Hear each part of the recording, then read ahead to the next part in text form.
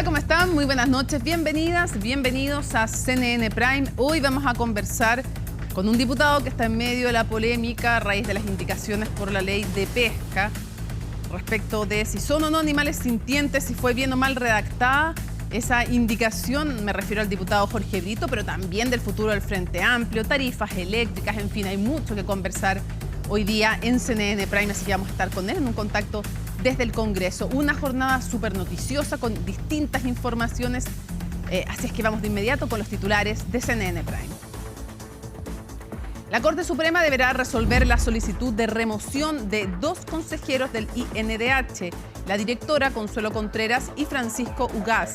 El requerimiento interpuesto por la UDI y RN y aprobado hoy, la petición de remoción, no la remoción misma, por la Cámara apunta a una supuesta negligencia manifiesta tras la querella por tráfico de influencias en el nombramiento de la ministra del máximo tribunal, María Teresa Letelier.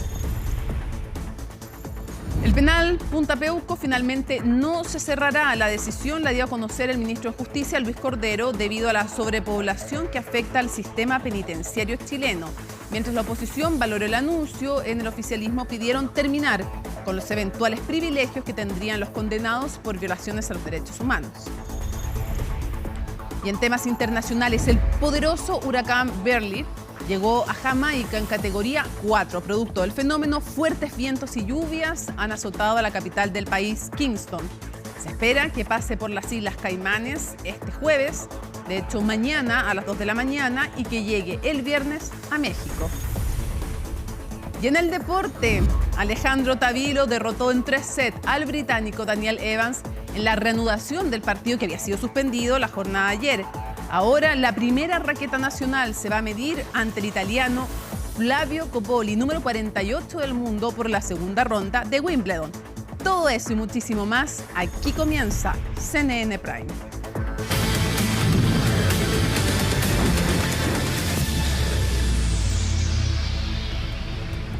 Los ministros Diego Pardo y Mario Marcel asistieron a la Comisión de Energía del Senado para entregar detalles del anunciado subsidio por el alza de las cuentas de la luz, un trabajo que no ha estado exento de críticas y que va a continuar al menos hasta el 15 de agosto, plazo que se autoimpuso el Ejecutivo para ingresar a la iniciativa. Los detalles con Macarena Román.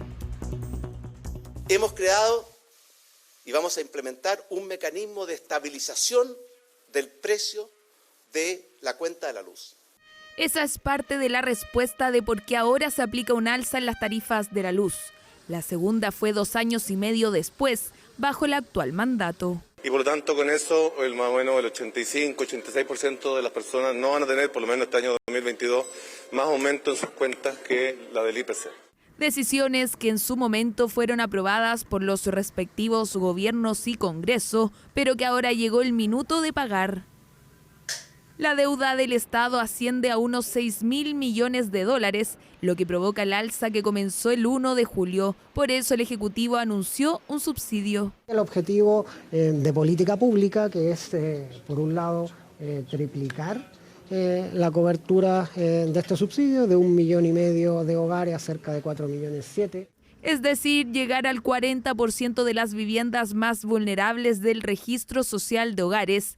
Eso a través de 3 pilares: una sobretasa temporal del impuesto al carbono, mayor aporte fiscal a través de la recaudación del IVA y un aumento en el cargo por servicio a los consumidores industriales. Para nosotros solamente nos afecta en medidas que se puedan tomar por parte de la autoridad, pero los contratos nuestros ya están firmados y con la tarifa establecida. Hay que analizar con mucho cuidado y si se trata de incrementar costos de las empresas, la verdad que lo consideramos no conveniente. Pero el gobierno insiste en que hay que sacar los recursos de algún lugar, considerando que el costo del subsidio ascendería a unos 370 millones de dólares, teniendo como prioridad a los electrodependientes, a los más vulnerables y la ampliación en un año del beneficio. No estoy cerrada, excepto el impuesto, que tengo muchas más dudas, pero al menos que se nos entreguen estudios, no solamente estudios preliminarios, sino que estudios de cuáles serían los efectos de aplicar esto, que no terminemos, ¿no es cierto?, creando una crisis mayor que la que hoy día existe. Creo que en eso, al menos nosotros estamos siempre disponibles y abiertas al diálogo de ver cómo es posible que el Estado tenga mayores recursos para ir en apoyo de las familias que enfrentan mayores dificultades, de las clases medias y también de las empresas de menor tamaño. Empresa de menor tamaño que captaron la atención de algunos parlamentarios. La situación de las pymes también es un punto que falta por afinar dentro del proyecto. Un foco que ha sido unánime en la Comisión de Energía del Senado es llegar a la clase media y a las pymes. Son más de 100.000 pymes, muchas de ellas pagan cuentas de luz hoy día incluso sobre 700.000 pesos. Sin duda que le hemos planteado la posibilidad de que ellos puedan acceder de manera, ojalá individual, a una empresa eléctrica que les genere ese servicio, y creo que eso es una tarea que se va a estudiar. Este jueves se reunirán los asesores parlamentarios para estudiar los detalles y aclarar las dudas que persisten en la oposición y el oficialismo. Eso mientras continúan llegando propuestas. Tiene el elemento de que congela las tarifas eléctricas hasta el año 2075, es decir, durante 50 años. Va a ser otra generación de chilenos la que tenga que hacerse cargo, según este proyecto de ley, del descongelamiento, no como hoy día, del descongelamiento de las tarifas. Luego, el lunes 8 de julio, se reunirán los parlamentarios de la Comisión de Minería y Energía del Senado y la Cámara para avanzar en conjunto en el texto del proyecto que a más tardar se presentará el próximo 15 de agosto. La negativa del Ejecutivo a cerrar el penal Punta Peuco ha generado repercusiones en la coalición de gobierno. Parlamentarios insisten en que se cumple la promesa de campaña del mandatario. En tanto, la oposición respalda la postura del ministro de Justicia, quien argumenta que la sobrepoblación penal impide el cierre del recinto. Los detalles con Joaquín Castro. No queremos ningún tipo de cárcel con privilegios especiales. Cerraría Punta Peuco, eso que no quede ninguna duda. Fue una de las promesas de campaña del presidente Gabriel Boric, que parece estar desvaneciéndose con el tiempo. Esto respecto a la postura que ha tomado el gobierno en los últimos días. Cerrar ese establecimiento penal, ese establecimiento o cualquier otro en el país, que es otra cosa que nosotros hemos señalado, es relativamente imposible. Las razones que da el Ejecutivo para no concretar el cierre del penal se basan en temas logísticos y de condiciones en los recintos. Este es el momento en que el país tiene más personas privadas de libertad que nunca en su historia. Nosotros tenemos un sistema con plaza para 42.000 personas y tenemos hoy día más de 56.000 personas privadas de libertad. Postura del gobierno que ha traído críticas, y en este caso desde el propio oficialismo, donde insisten en que se cumpla la promesa de cerrar el polémico penal. Esperaría que antes de que termine este gobierno se cierre el penal Punta Peuco. Tenemos una deuda pendiente en materia de justicia con quienes sufrieron los horrores de la dictadura civil y militar en nuestro país. No vamos a renunciar al hecho de que se termine el régimen privilegiado para personas que son criminales de lesa humanidad. Es una deuda pendiente que debe cerrarse Punta Peuco y que el gobierno tiene todos los elementos para decidir cuándo y cómo. En la oposición apoyaron a Cordero en su postura, mencionando que no hay sustento para tomar una decisión así. En este momento el distribuir o simplemente sacar a los prisioneros de esos dos penales y mezclarlos con la población general no solamente haría inviable el trato que supuestamente debe ser humano que tiene que entregarle el Estado de Chile, sino que haría inviable también cumplir con lo que han sido las últimas resoluciones de la Corte Suprema. Cerrar Punta Peuco realmente es una idea absolutamente descabellada. Cerrar cualquier penal en nuestro país es una muy mala idea. Chile necesita más cárceles, no menos cárceles. Nos parece que no es correcto que se cierre Punta Peuco, porque es una cárcel especial, pero donde hay un régimen penitenciario estricto, donde se están cumpliendo penas severas. Y por lo tanto nos parece de sentido común que haya voces importantes del gobierno que digan que no se va a cerrar, como por ejemplo el ministro de Justicia. Punta Peuco fue fundado en 1995 y alberga a 129 condenados por violaciones a los derechos humanos, entre ellos Miguel Krasnov y Álvaro Corbalán. La disyuntiva del cierre del penal ha sido algo que ha estado presente en varios gobiernos. De hecho, en el ciclo de entrevistas de CNN por los 50 años del golpe de Estado, la presidenta Bachelet contó que tomó una decisión al respecto, pero algo pasó. Usted le había prometido a Carmen Gloria Quintana que iba a cerrar Punta Peuco. ¿Por qué no logró hacerlo? Yo di la orden, no se produjo. no me hicieron caso. La decisión que tomó Bachelet fue frenada por el entonces ministro de Justicia Jaime Campos. Ahora, 6 años después, es otro ministro de Justicia quien enfrenta un problema que cada cierto tiempo complica al gobierno de turno. Bueno, y en entrevista con CNN Chile Radio, el arzobispo de Santiago, Fernando Chomalí, emplazó directamente al presidente Gabriel Boric, a parlamentarios y a los médicos por la objeción de conciencia en el aborto en 3 causales. Y además criticó la propuesta de interrupción del embarazo sin condiciones, propuesta por el mandatario en su última cuenta pública. El informe es de Daniela González. ¿Se equivocan los médicos que practican aborto? Se equivocan. No es una postura nueva, pero claramente los esfuerzos por instalarlas han intensificado por parte de la Iglesia Católica. En entrevista con CNN Chile Radio, el arzobispo de Santiago, Fernando Chomalí, defendió y reiteró la postura del clero en cuanto al aborto. ¿Qué derecho tendría uno a decidir que una vida no merece ser vivida? Para mí ese es el punto. Nadie niega hoy día. Tú ves los estudios de embriología donde estudian los católicos, los judíos, los musulmanes, los ateos, los agnósticos, es el mismo libro de embriología, el mismo. Y plantea que la vida comienza, nuestra vida, cuando se produce la fecundación. Hace solo unos días la Conferencia Episcopal presentó antecedentes a la Contraloría General de la República para que el nuevo reglamento de aborto en 3 causales sea declarado inconstitucional. Y yo no estoy de acuerdo con las 3 causales porque es al final del día, nos gusta o no nos gusta, hay que decirlo, es un acto de eliminar un ser humano inocente. El nuevo reglamento de 3 causales, publicado por el Ministerio de Salud, busca la presencia de personal no objetor en recintos médicos, además de impulsar la contratación de profesionales médicos que no se opongan al aborto. Desde la Conferencia Episcopal mantienen su postura, solicitando a la Contraloría tener en vista la Constitución de la República. La Iglesia sostiene que la objeción de conciencia es un derecho humano. Lo que pasa es que si tú como institución, un hospital, tienes el mandato por ley de que tus usuarias puedan acceder a este servicio, eso es incompatible con no tener a ningún profesional que pueda prestar este servicio. En esas condiciones me parece que esa discriminación positiva tiene sentido, porque hay que conseguir profesionales que puedan practicar el aborto en las causales que está permitido. Entonces, si no tuviéramos este problema, no estaría esta modificación, pero como lo tenemos, y es un problema que afecta además a las mujeres más humildes. Pero esa modificación que está haciendo el MinSal, que tiene una serie de modificaciones, son 5 o 6 cambios, tiene al menos una que es muy restrictiva y muy discriminadora desde el punto de vista, digamos, de una garantía constitucional como es la libertad de conciencia. Pero Chomalí no solo abordó la actual normativa, sino también la nueva propuesta de aborto libre anunciada por el presidente Gabriel Boric en su última cuenta pública. En materia de aborto, ¿se equivoca el presidente Boric al impulsar una legislación más amplia? Se equivoca, sí.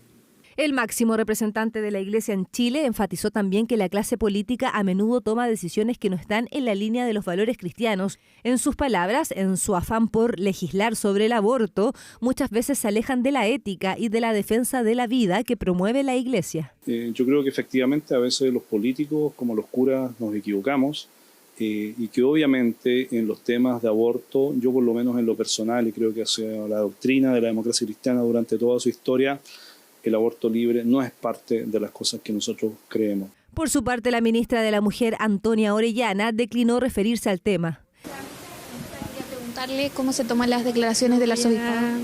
No voy a responder al respecto. Pero son dichos del arzobispado, dice que es un mal el aborto. ¿Ninguna declaración siendo ministra de la Mujer? Desde grupos feministas apuntan a lo importante de validar la existencia de un Estado laico y rechazan las declaraciones de Chomalí. Desde la Red Chilena contra la Violencia hacia las Mujeres rechazamos los dichos de Fernando Chomalí. No es el presidente el que pretende ampliar la ley de aborto. Somos las mujeres las que consistentemente durante décadas hemos hecho esta exigencia al Estado de Chile. Controversia por el aborto que se instalará pronto en el Parlamento, donde deberán discutir los eventuales respaldos o rechazos al nuevo paso que el gobierno del presidente Boric busca dar antes del término de su periodo. La Fiscalía está investigando 2 ataques con disparos que asesinaron finalmente a una persona, la dejaron muerta y a otra herida en la comuna de Recoleta. Esto ocurrió en el sector de la Vega Central, donde un ciudadano venezolano murió tras recibir al menos 3 disparos. Además, hubo un segundo enfrentamiento en donde Hubo diversos disparos los que dejaron herido a otro ciudadano venezolano. La Fiscalía está investigando esta situación como un posible conflicto territorial entre bandas.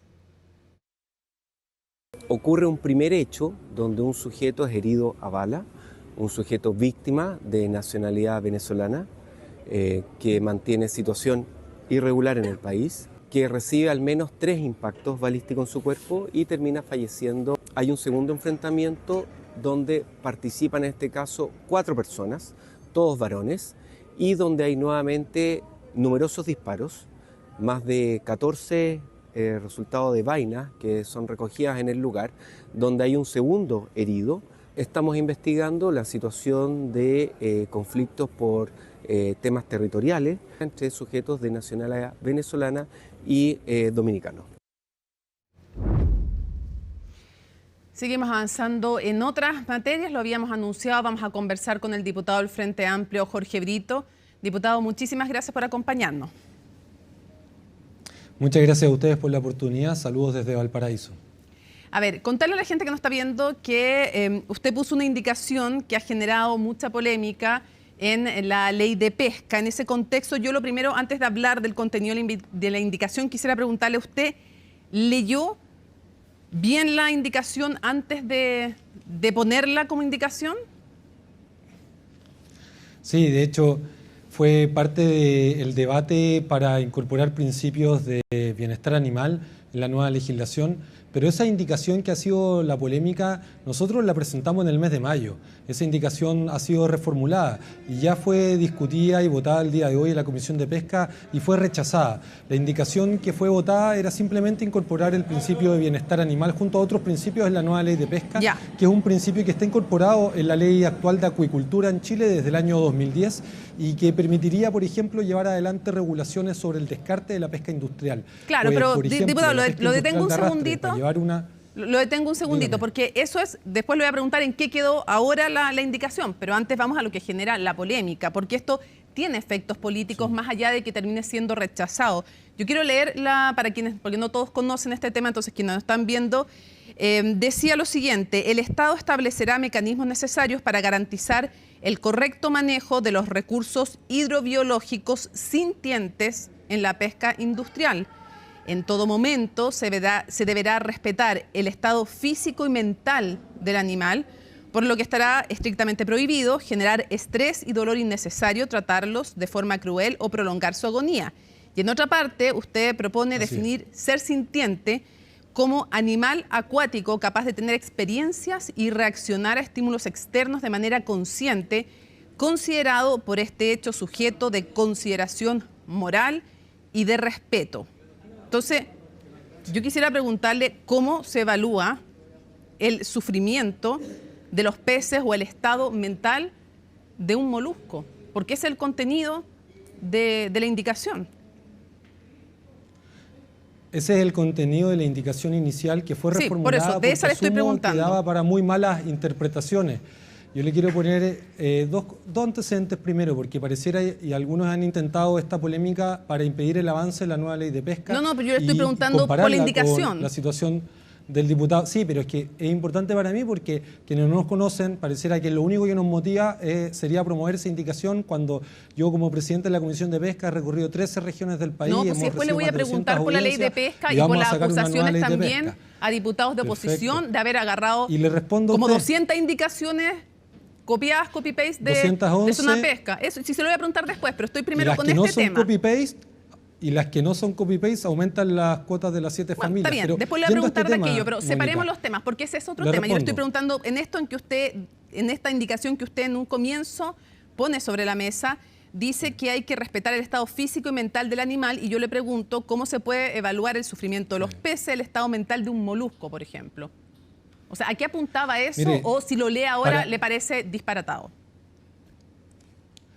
Más que disparatado, me parece que daba para muy malas interpretaciones y por eso lo reformulamos.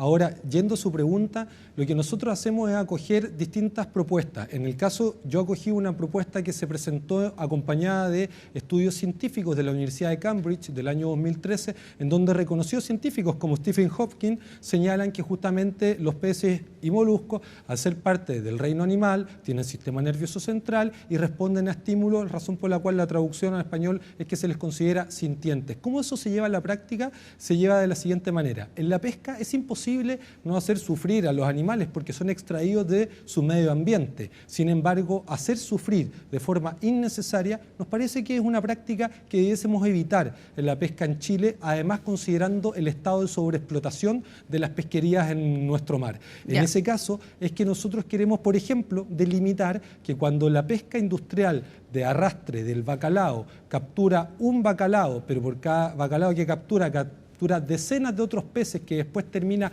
devolviendo al mar reventados en sí mismos, bueno, esa situación, por ejemplo, nosotros queríamos proponer evitarla, sin embargo, no tuvo el apoyo suficiente en la comisión y seguimos adelante en la nueva ley de pesca hasta poder reivindicar a la pesca artesanal y cuidar los mares de nuestro país. Ahora, lo que tiene que ver con no estar en contra del sufrimiento animal en general y de toda práctica innecesaria o de maltratos, me parece que no está en discusión. Me parecería evidente que es algo importante, ¿no? Pero yo le pregunto de nuevo por esta indicación. Que no fue así considerado. Sí, no, pero es que hay una parte en que usted habla del estado, se hablaba en esta indicación que había que respetar el estado físico y mental del animal. Entonces eso no es una mala interpretación, diputados, con todo respeto, evaluar el estado mental de un molusco, de un pez, me parece extremadamente difícil como para ponerlo en una ley. Evaluemos el estado mental de un pez. La verdad es que me parece que no es una mala interpretación, es una pésima indicación, digámoslo. A menos que usted me diga que se puede, digamos, evaluar el estado mental del pescado, del pez. No, por eso fue reformulada, pero lo que apunta a esto es la pesca de descarte, que son especies que no son objetivo de la captura de la pesca industrial y que mueren en toneladas y después son devueltas al mar. Que eso no ocurra, entiendo, pero otra pregunta, antes de avanzar para ir a la ley de pesca, diputado. Que era una indicación que debía haber sido formulada en otros términos y es por eso que la formulamos y se la leo para que quede para que vea cómo antes quedó. Que me lea la nueva, diputado, para que no nos enredemos. Antes que me lea la nueva, porque le voy a preguntar por la nueva.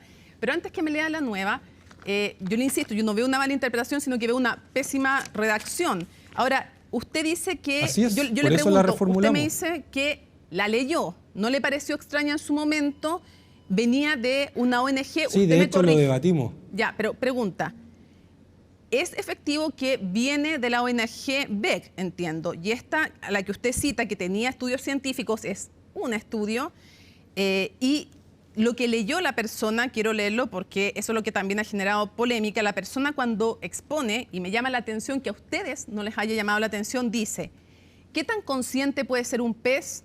Le preguntó la señora o señorita Uribe a los congresistas y dijo, la verdad es que los peces son más que números y toneladas. Eso se podría entender en el marco de lo que usted estaba diciendo, que no se saque de más, que no se, en fin, que no se desperdice tampoco recursos. Pero después dice, cada uno de esos peces es un individuo con su personalidad, pensamientos, intereses y memoria. Hay peces tímidos y atrevidos. Han aprendido a jugar fútbol, a hacer trucos y a utilizar herramientas. ¿A usted como que no le saltó que investigaron la fundación o no les saltó como que ellos patrocinaran una indicación? ¿Podía ser no estar bien hecha la indicación? Porque convengamos en que usted cree que tienen personalidades distintas, juegan fútbol, digamos. Los peces. Déjeme corregirla. Ya. Nosotros no solamente tuvimos los insumos de la fundación, también insumos de académicos de la misma Universidad de Cambridge. De hecho, uno nos escribió el día de hoy a la comisión acompañando antecedentes que se los puedo compartir y a quienes quieran nos lo pueden pedir en jorge.brito@congreso.cl, porque es importante esta discusión de cuánto es el nivel de conciencia del sufrimiento que se ocasiona a otros seres. Y a mí me parece que el sufrimiento innecesario no se lo deseo a nadie. A nadie, estamos de acuerdo en eso, pero los científicos de Cambridge... pero los científicos de Cambridge, me imagino que no le dijeron, diputado, que había peces tímidos y atrevidos, otros que jugaban fútbol o hacían trucos y utilizaban herramientas. Esa parte no la habrán ratificado. Es que por eso nosotros no señalamos y no hacemos nuestro nada de eso.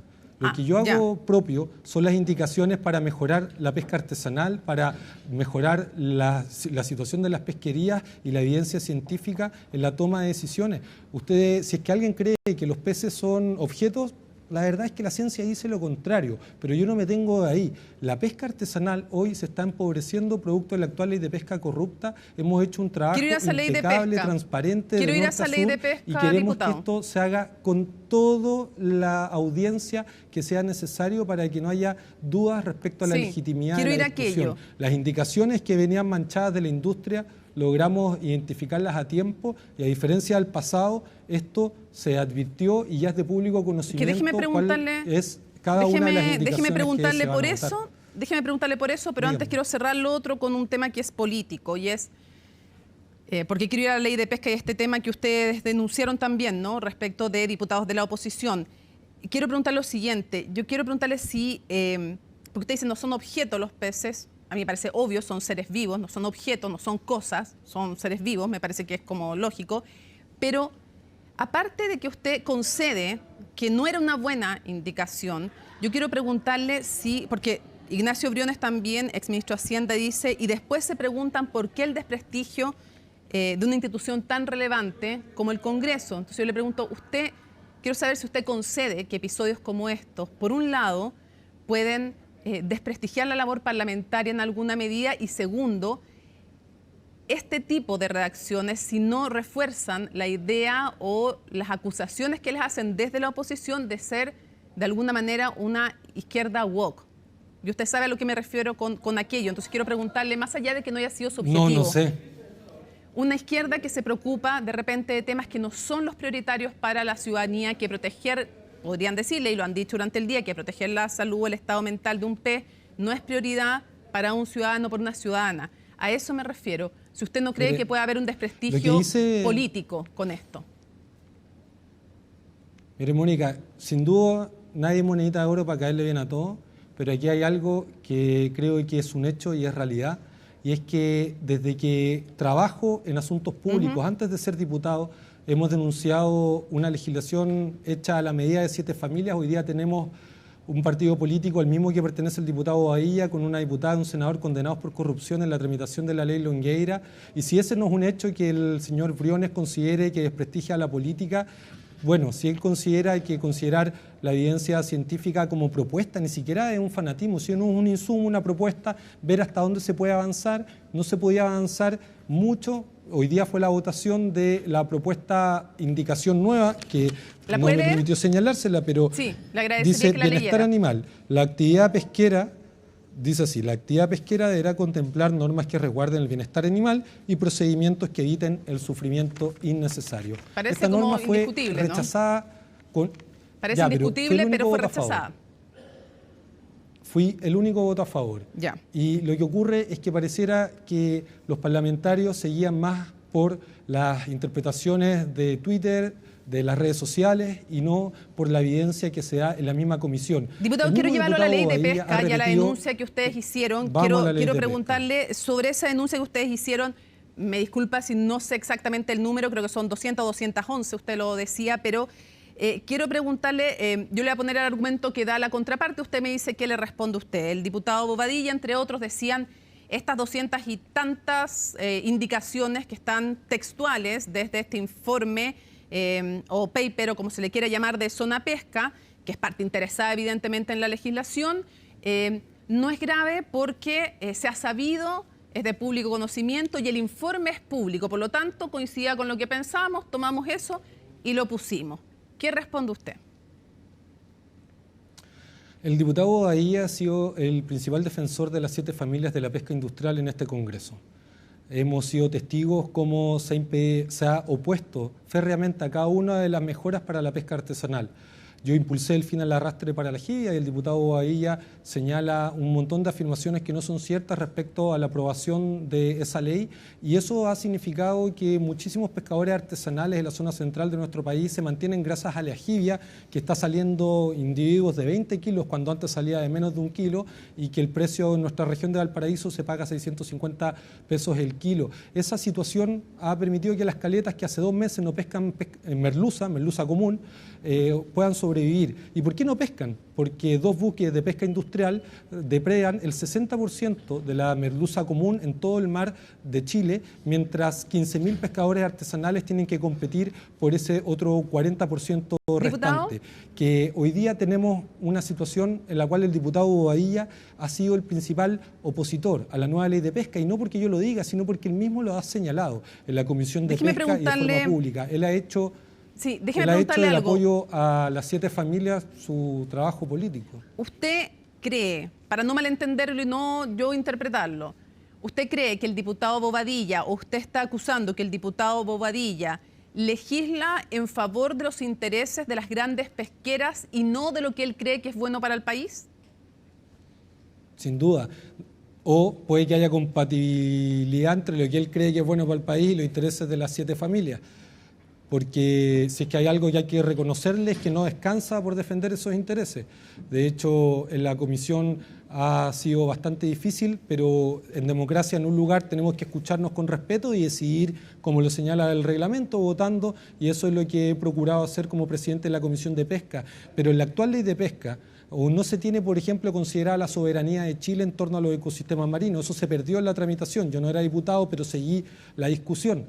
Hoy día ya aprobamos el restituir la soberanía al Estado de Chile sobre los ecosistemas marinos, y eso es ir restableciendo el interés nacional en la legislación pesquera, resguardando, por supuesto, el resguardo de los ecosistemas marinos y también reivindicando a la pesca artesanal, que yo le puedo dar innumerables ejemplos de cómo es brutalmente pisoteada en la actual ley de pesca, la ley Longueira, y cómo nosotros queremos reivindicarla en el proyecto que estamos avanzando y que el diputado Bobadilla ha intentado de todas formas impedir este avance en la Comisión de Pesca. Quiero ir al tema de las tarifas, entonces le pido que esta respuesta, antes de pasar al tema de las tarifas, que es súper importante para todos los que nos están viendo, si me la puede hacer en breve. Quiero preguntarle directamente si usted cree que en la actuación del diputado Bobadilla y de otros que presentaron estas 200 y tantas indicaciones, más allá de lo legal, desde el punto de vista ético, si usted cree que hay indicios de corrupción.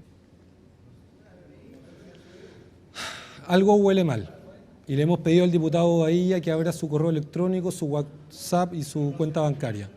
Él ha sido uno de los férreos opositores a levantar el secreto bancario en esta Cámara, él y su partido, y ahora cuando ridiculizan el asunto, sería importante confirmar de que no hay una contraprestación en el favor que le ha hecho el diputado Bobadilla a las 7 familias de la pesca industrial, en donde 211 indicaciones son copiadas textuales, pero en las que no son copiadas de forma textual aumentan aún más las cuotas de pesca para las 7 familias que lo hace incluso la actual ley de pesca, la ley Longueira. ¿Usted tiene alguna prueba o es solo el hecho que copie las 211? No, sí, pero mi pregunta es, para plantear esta duda de que algo huele mal, ¿es ese hecho o tiene más antecedentes?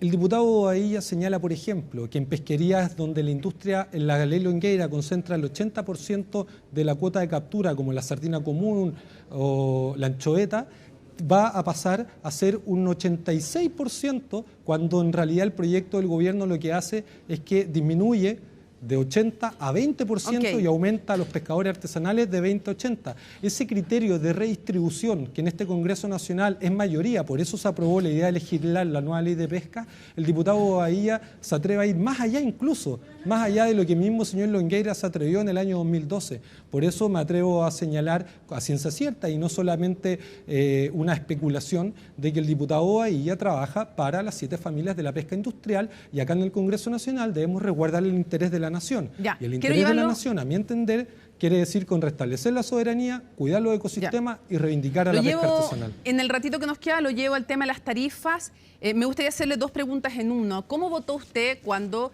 después de del primer congelamiento de tarifas, se plantea en este gobierno un segundo congelamiento en el contexto que había? Quiero saber cómo votó usted, si a usted le pareció buena la medida, si usted tuvo toda la información, o cree, como dice la diputada Cariola, que no se dieron todos los antecedentes, para después preguntarle sobre las soluciones que se plantea. Pero primero, ¿cómo fue el proceso?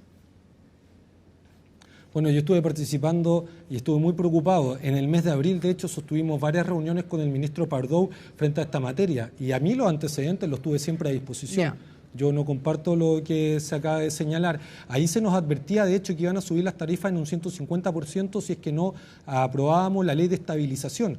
Y para mitigar el efecto del alza de las tarifas, nosotros propusimos distintos mecanismos. En particular, yo propuse dos. El impuesto verde a la generación contaminante de energía eléctrica y el aumento por cargo al servicio público. La primera indicación me la rechazaron por 10 votos y la segunda indicación fue declarada inadmisible cuando a nuestro entender era del todo admisible, pues modificaba una tasa. Esa situación hoy día nos tiene con la posibilidad de hacer realidad esas propuestas que en abril la derecha y la oposición nos rechazaron y que ahora están entendiendo que es necesario avanzar, y es por eso que se planea poder triplicar el subsidio eléctrico con estos nuevos mecanismos de financiamiento. Entiendo entonces que usted no tiene críticas, así como sí las tiene Carol Cariola respecto a la actuación del gobierno y específicamente del ministro Pardo. Usted dice, yo tenía toda la información. La pregunta es, ¿a usted le parece suficiente dentro de los recursos con los que cuenta el Estado lo planteado con esta ampliación del subsidio, o usted está con quienes, por ejemplo, algunos diputados desde el PPD, independientes también PPD, creen que hay que ir incluso a la justicia para impedir el alza? Yo estoy completamente insatisfecho con lo que hemos hecho hasta este momento para impedir el aumento de las tarifas eléctricas. Por eso he porfiado hace meses en aumentar la recaudación para que la cuenta no recaiga en las familias, incluso en especial las de menos recursos. Y ahora tenemos en concreto, Mónica, cerca de 800.000 personas que ya han postulado subsidioeléctrico.cl. Si nosotros logramos implementar la propuesta que queremos, vamos a triplicar el subsidio, lo que va a hacer posible que no sea que haya que postular, sino que sea automático mediante el bolsillo familiar que el Estado entrega a otras ayudas sociales. Si el 40% recibe esos recursos directos, al cual se le agregaría este subsidio eléctrico. Pero subsidiar un sistema que es ineficiente y que no responde al interés nacional, me parece que a lo menos en este tiempo se merece una conversación. El sistema eléctrico en Chile genera utilidades multimillonarias para las empresas de generación, transmisión y distribución, que se van en gran parte, si no todas, al extranjero, mientras en nuestro país las tarifas para los usuarios residenciales se encarece cuando nos dijeron que iban a bajar, cuando se iba diversificando la matriz productiva y las energías renovables no convencionales. Yo he estado investigando por qué, si es que nos prometieron que iban a bajar, estas han subido. Hemos logrado entender el proceso. Y sí, está el tema del dólar, está el tema de la transmisión, diputado, pero no creo que eso no falle el tiempo porque no me quedó claro algo. Usted dijo, lo que se ha hecho hasta ahora... Está indexado el carbón y ya no dependemos del carbón, está indexado el petróleo y ya no dependemos tanto del petróleo, está indexado el dólar y el dólar todo ha subido eso muchísimo. Ha subido sumado... Y el dólar ha subido muchísimo. Pero quiero preguntarle, para no entenderlo mal, usted dice, lo que se ha hecho hasta ahora no nos tiene satisfecho, pero esta triplicación que se propone del subsidio, ¿sí le parece lo adecuado? ¿O usted estaría por ir a la justicia para impedir el alza? Eso es lo que quiero entender. Si usted está con quienes quieren ir a tribunales a impedir el alza, con las consecuencias que aquello puede tener, entre otras que, claro, las empresas digan, bueno, pero si esto tienen que pagar esta deuda de alguna manera con las empresas. Entonces, por eso le pregunto, ¿usted cree que se justifica ir a la justicia o está bien con el subsidio por 3, digamos, triplicación del subsidio inicial que se ha planteado? A ver, triplificar el subsidio inicial, que va a ser automático, sumado a una protección para las pymes, me parece que nos permite salir de la urgencia. Pero de fondo hay que pensar en el rediseño del sistema, en poder, por ejemplo, adecuar los contratos que, como se señaló, están indexados a insumos que hoy día no forman parte de la matriz energética con el peso que lo eran en el momento en el cual se firmaron esos contratos. Ya, pero usted no iría a tribunales, diputado. A nuestra familia. Mire, es que no sé si usted lo ve como yo, pero un legislador que vaya a tribunales por esta situación, me parece que los jueces le van a decir que cambie la ley, porque lo que nosotros hemos visto de la ley y de los contratos es que lamentablemente este cobro se justifica jurídicamente, pero no aguanta más las ineficiencias del sistema, y es por eso que nosotros hemos propuesto limitar las utilidades de las empresas, cuestión que ocurre en varios países de Europa y que en Chile solamente tenemos garantizadas las utilidades mínimas para las empresas, pero no las máximas. Y uno dice, oye, ¿qué competencia hay si no son feriantes? Son empresas que tienen un mercado cautivo de clientes y no puede uno andar eligiendo a qué empresa se suministra. Por eso electricidad. tienen tarifas reguladas. Entonces, y no cobran. esos términos, claro, por eso tienen tarifa regulada y no como otros negocios donde básicamente se cobra lo que se quiere, digamos. Hay como libre mercado en esos otros casos, pero me llamó la atención que usted decía, entiendo, pero usted ojo, dice quiere regular de nuevo el sistema, limitar las utilidades a las empresas. Me quedó sí un punto que usted dijo al pasar, estas empresas se llevan para afuera sus capitales, bueno, o sea, tributan en Chile hasta donde yo sé, a menos que no sea así, digamos, y lo que hagan con sus capitales, bueno, me imagino que cualquier empresa hace lo que quiere después de sus ganancias con los capitales, siempre que tribute lo que tiene que tributar. Entonces quiero saber qué otra modificación más le haría usted al sistema, pues se nos va acabando el tiempo, entonces aparte de limitar las utilidades y entiendo que regular de nuevo las tarifas, cambiar la forma de regulación. Lo que ocurre es que, mire, Enel tuvo utilidad del 2022 por 1.2 billones de dólares, Transelec 400.000 millones de dólares. Estas son las empresas que cobran más de lo que vale la energía para tener esas utilidades. Y esas utilidades sí se van al extranjero. Enel es del Estado, pero del Estado de Italia. Chilquinta es del Estado, pero del Estado de China. Transelec lo mismo. Y lo que estamos planteando es que al igual que esos países se pudieron hacer cargo de sus empresas estratégicas, pues forman parte de las necesidades básicas de la sociedad hoy día, la electricidad. Bueno, pensar que en Chile podamos hacer que estos contratos resguarden más el interés nacional y menos el interés de los capitales extranjeros. Eso me parece que es una discusión legítima que se puede dar en la política, resguardando siempre el Estado de Derecho, la Constitución y las leyes. Los países pueden avanzar en esa línea y además también, lo último, algo que se considera es una tarifa diferenciada mínima de energía por persona, porque hoy día la cantidad de energía que se ocupa es vital para aspectos mínimos de la vida en sociedad. Y es por eso que consideramos importante reducir la tarifa para una cantidad mínima de energía por persona y que sea más costoso para aquellos que se disparan en el consumo de energía, que son los que tienen, por lo general, mayor ingreso. Yo quisiera que el Estado negociara con las generadoras como Codelco negocia con la generadora. Y es como un cliente libre, pero en este caso el Estado resguardando el interés de nuestros compatriotas. Entiendo toda su propuesta y lo único que no quiero malentender es que, a menos que usted prohíba la inversión extranjera en sectores, pero para terminar la pregunta, en sectores estratégicos, siempre después de impuesto, si hay una empresa extranjera, a menos que quiera volver a invertir en el país, se va a poder llevar los capitales, digamos, o sea, digamos, tributando lo que tiene que tributar. Entonces, si no es que usted quiere, porque me dice de inmediato que no, te dice, no quiero prohibir la inversión extranjera, entonces, ¿qué es lo que quiere? Porque hay algunos que plantearon el otro día en un debate que tuvimos, que dicen, los servicios básicos o los servicios estratégicos, somos partidarios, dicen algunos, de nacionalizarlos o estatizarlos. Quiero entender si es aquello lo que usted propone. ¿Qué es lo que usted propone respecto de servicios estratégicos como puede ser, no sé, agua, luz, algunas cosas así?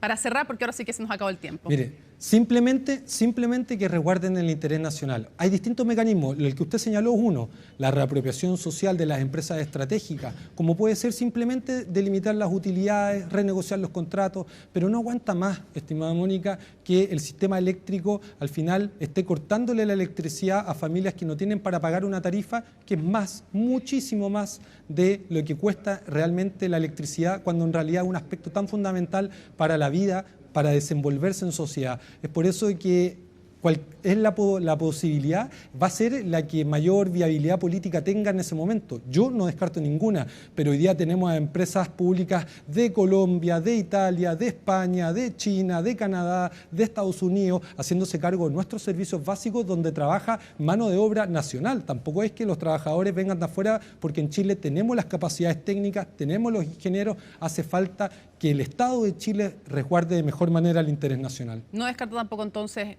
nacionalizar o estatizar. Reapropiación social le llamamos nosotros, pues también creemos que eso es una posibilidad, no necesariamente en un 100%, pero sí nos parece importante que más que hablar de la propiedad, que hablemos del modelo de gestión. Y creo que eso es mucho más viable en el Congreso actual y ahí podemos avanzar muchísimo. Así que esta contingencia del aumento de las tarifas sirva por lo menos para hacernos cargo de la urgencia, pero también para mejorar el sistema eléctrico. Diputado Jorge Brito, muchísimas gracias por acompañarnos con estos dos temas que son súper relevantes para el país. Que tenga muy buenas noches. Muchas gracias a usted y nada ahí nos va a detener en avanzar en la nueva ley de pesca, a quienes invitamos siempre a poder continuar en las transmisiones públicas de la Comisión de Pesca. Tomo el raspacacho. Ya, que esté muy bien. Buenas noches. Hasta luego. Bueno, la Cámara de Diputados y Diputadas aprobó por mayoría la solicitud para remover a la directora del Instituto de Derechos Humanos, Consuelo Contreras, y al consejero Francisco Ugaz, pero esto es parte, aquí comienza un proceso, ¿no? La acción presentada por Chile Vamos se envió entonces a la Corte Suprema, que deberá convocar al Pleno para definir el futuro de ambos tras la cuestionada querella presentada por el Instituto en el marco de la llamada justamente de todo este proceso de filtraciones de chat, de revelaciones que tenían que ver con conversaciones entre una ministra de la Corte Suprema, uno de la Corte de Apelaciones y un WhatsApp en que involucraba a Mario Desbordes, querella innominada, pero que nombraba a cada una de estas personas. Cerrado el debate con esta intervención y hemos terminado ya el orden del día. Se había cerrado el debate del día, aunque quedaban pendientes en el tintero como la solicitud de Chile Vamos para pedir la remoción de la directora y un consejero del Instituto Nacional de Derechos Humanos. Ya, ahora sí entonces, en votación. Con 66 votos a favor, 51 en contra y 8 abstenciones, se alcanzó la mayoría requerida para solicitar a la Corte Suprema la remoción de Consuelo Contreras y Fernando Ugaz, un tipo de petición que por primera vez deberá revisar el máximo tribunal. Si nosotros hubiésemos querido hacer una acción política, hubiésemos solicitado la destitución de todos los consejeros del INDH que aprobaron esta querella. Pero aquí hay dos personas que en forma evidente hicieron esfuerzos por aprobarla. En el caso de la señora Contreras, no solo es consejera, sino que además es la directora del organismo. Por lo mismo, le asisten relevantes facultades.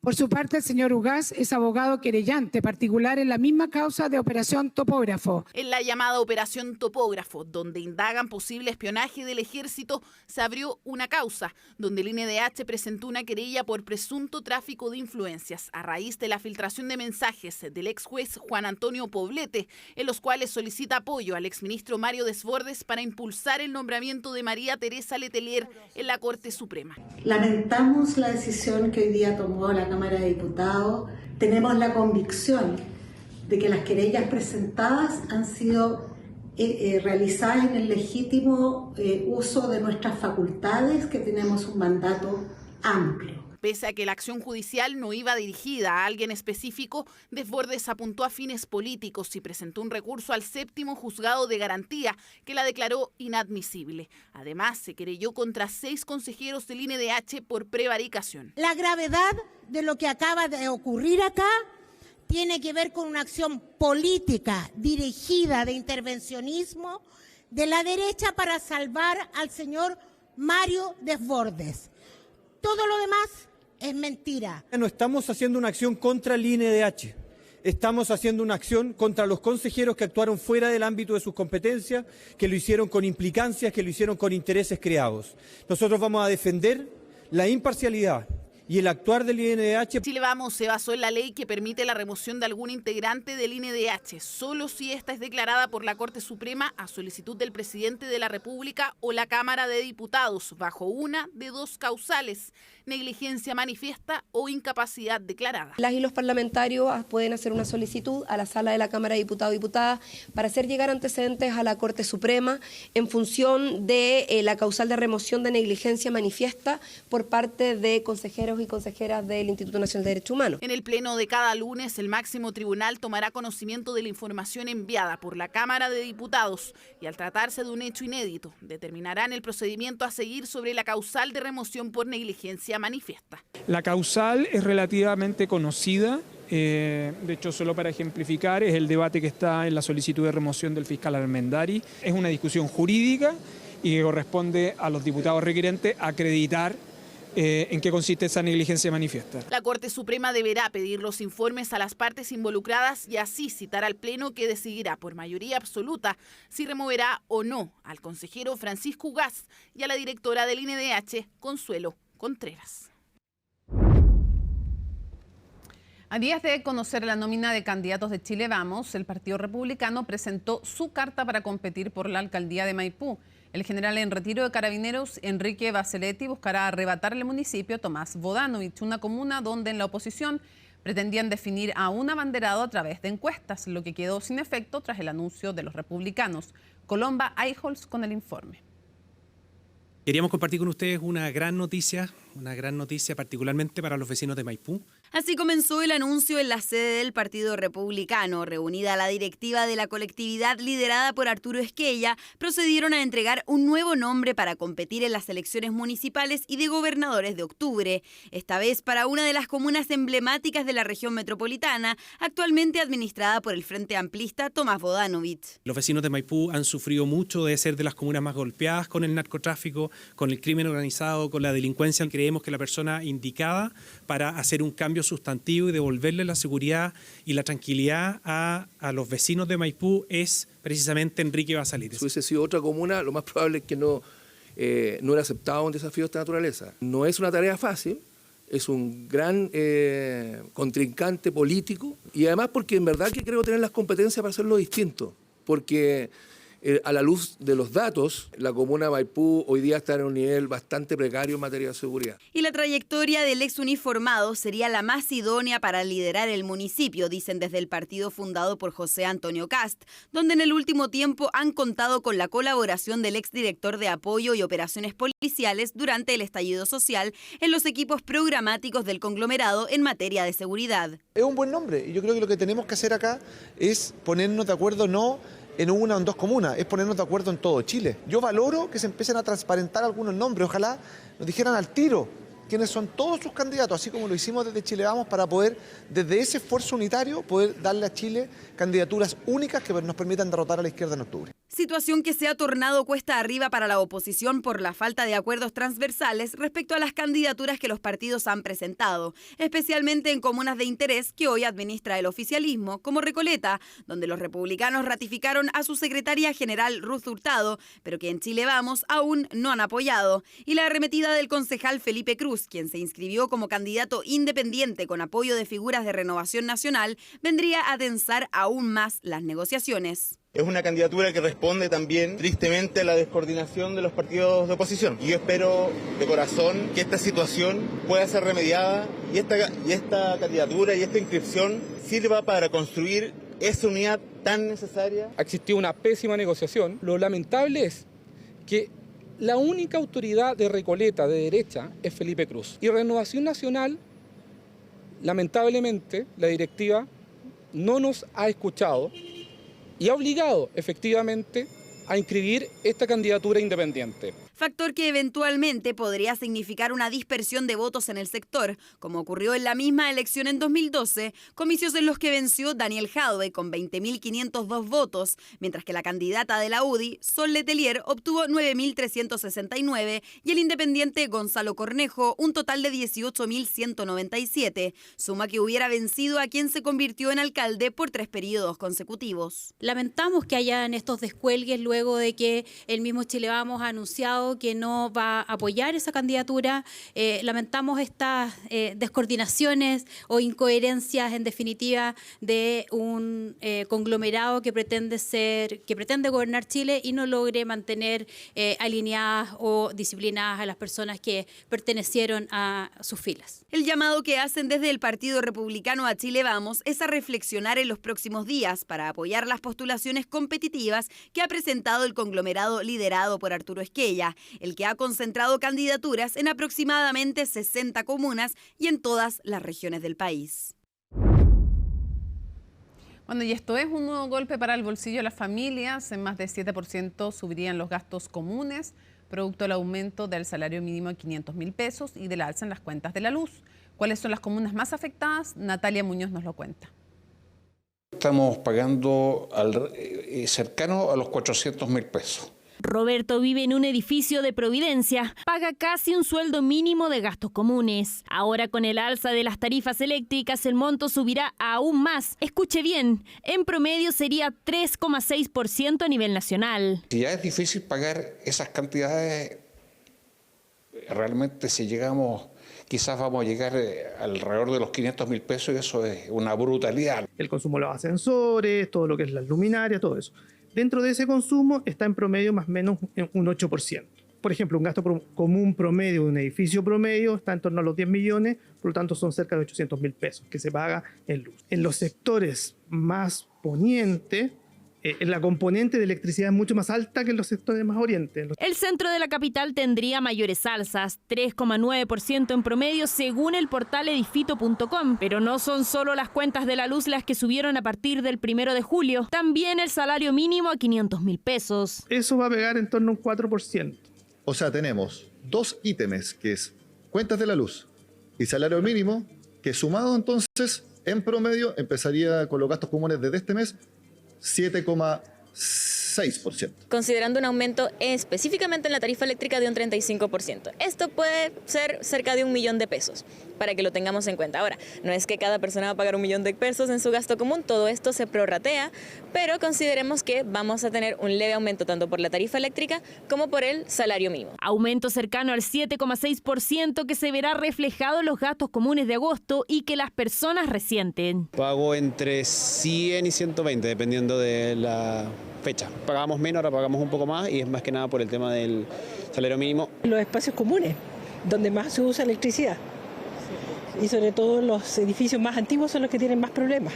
Yo encuentro increíble eso lo que están haciendo. Subió la luz, subió las cosas de almacén, las cosas de las verduras, todo eso subió. Los edificios serán los más afectados. Gastos en ascensores, personal de aseo y conserjes, además de bombas eléctricas, son los que mantienen a los edificios en el tramo 3 de mayor consumo, que tendrán un aumento cercano al 40% en las cuentas de la luz. Hay inversiones mayores que tú puedes hacer en la sala de bomba, instalación de variables de frecuencia, pero son inversiones grandes que no cualquier comunidad lo puede realizar y ahí podrías tener algunas influencias del orden del 20% menos en consumo eléctrico.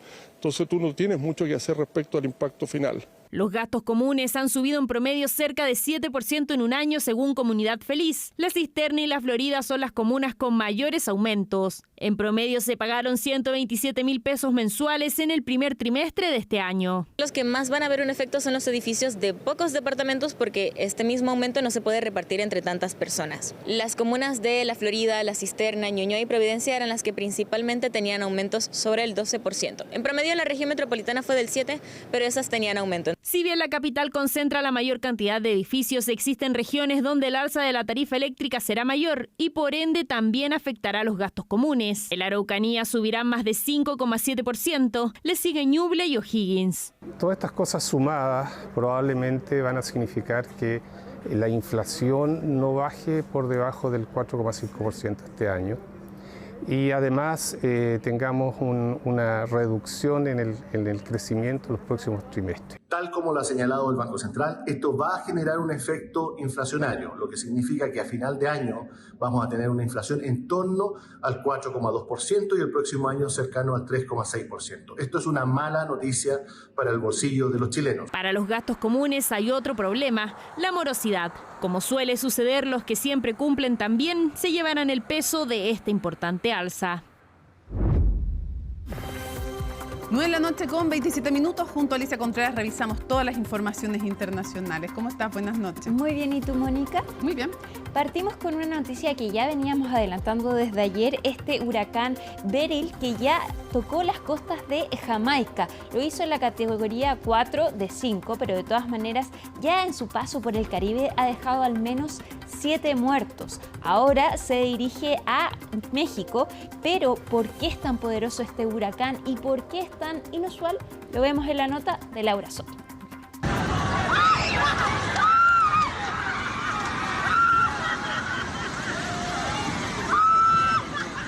Marejadas peligrosas.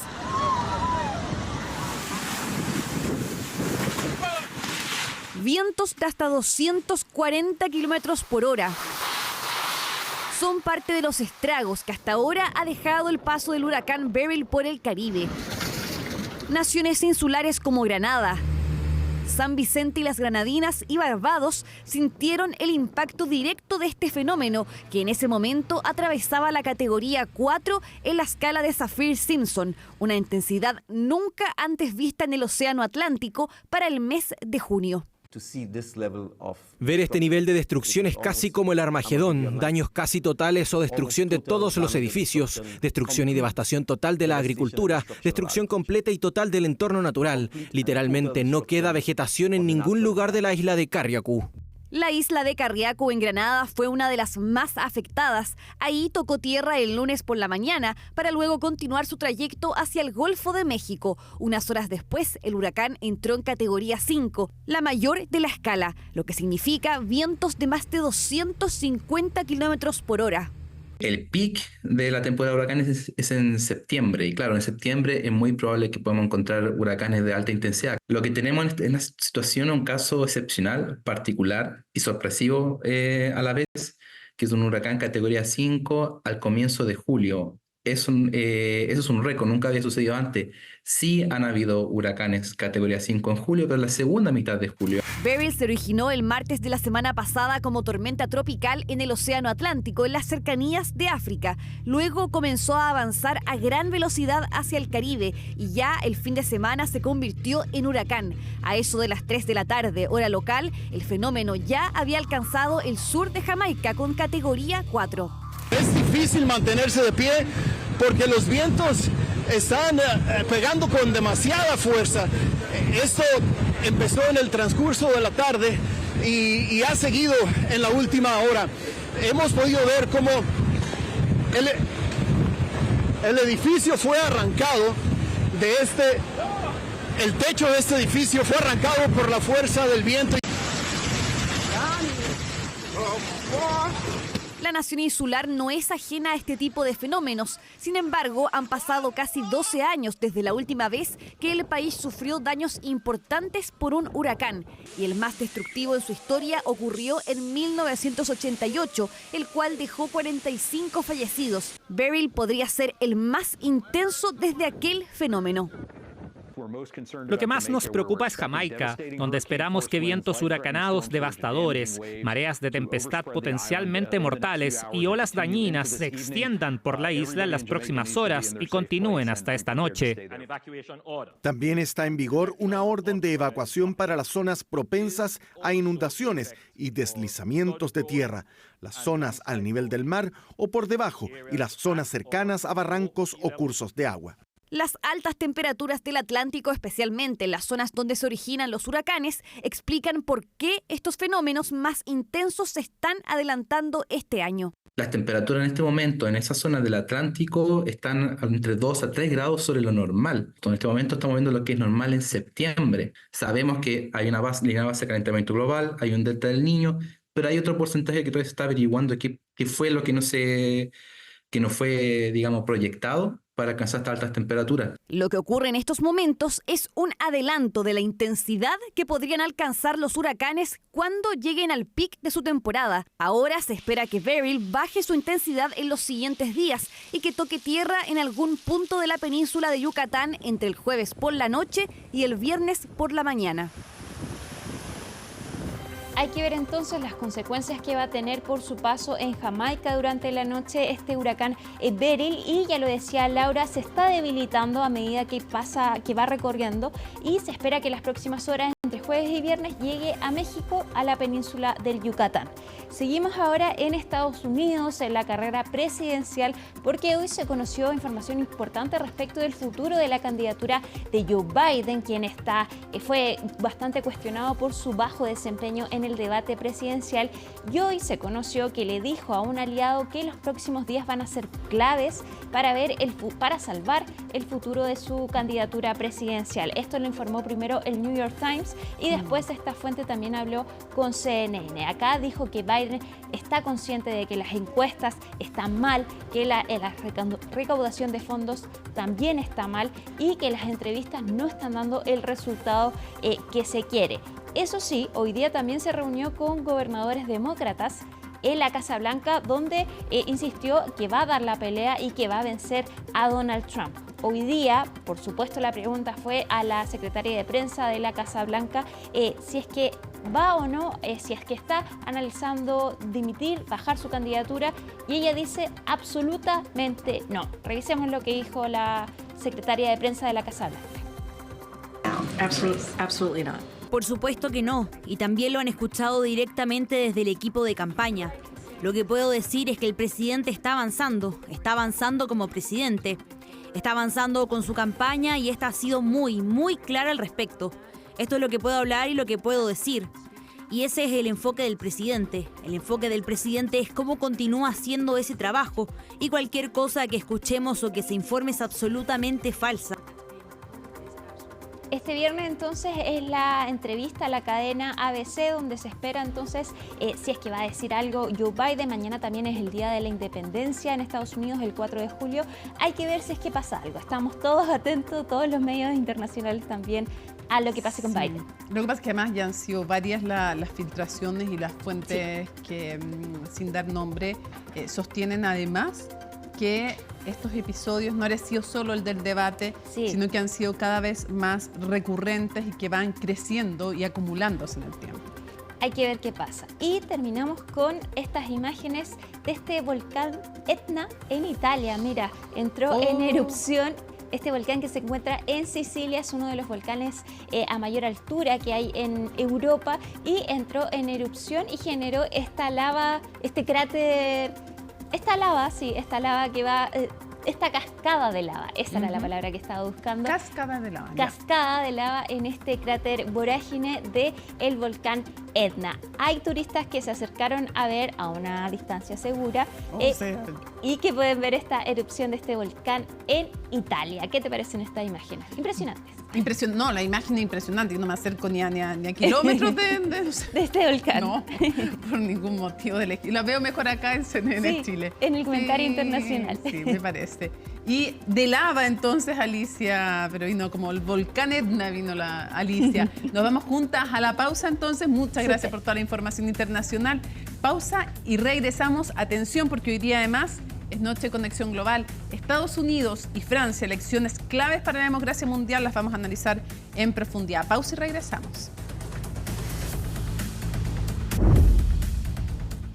Termina justamente CNN Prime, viene CNN Tiempo y después nos reencontramos en Conexión Global Prime. Hoy va a estar dedicado a dos elecciones fundamentales, la de Estados Unidos y la de Francia, así es que no se lo pierdan. Y luego, última mirada con Fernando Paulsen, que va a tener un gran entrevistado, el ministro de Justicia, temas súper contingentes, así es que no se lo pierdan.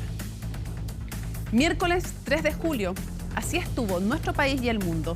Somos CNN Chile. Buenas noches.